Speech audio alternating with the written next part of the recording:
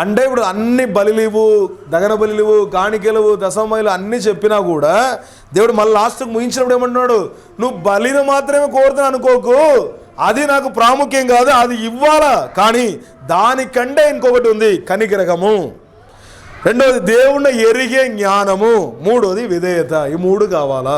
ఈ మూడు ఉన్నవారికి అనారోగ్యం రాదు, బలహీనత రాదు, దరిద్ర్యం రాదు, ఏ ఒక్క సమస్య రాదు. దేవుడి సన్నిధిలో యథార్థంగా ఉంటారు. ఆమేన్, హల్లెలూయా. ఈ ప్రపంచంలో మన బ్రతుకు ఒక 50 సంవత్సరాలు ఏమంటే 70 సంవత్సరం. దీన్ని హాస్పిటల్కి పోయి గడపకండి, జైల్లో గడపకండి, కోర్టులో వెళ్ళి గడపకండి, దేవుని ఆలయంలో గడపండి అంటున్నాను. హల్లెలూయా. మీరు కరెక్ట్గా వాక్యం విన్నట్టయితే ఖచ్చితంగా దేవుని ఆలయంలో. ఇప్పుడు దావీదు ఏమంటాడంటే, మేలు కృప నన్ను వెంబడిస్తుంది, కానీ నేను దేవుని సన్నిధిలో యథార్థంగా ఉంటాను అంటున్నారు. హల్లెలూయా. అదే దేవుని సన్నిధిలో సమర్పించుకుందాం.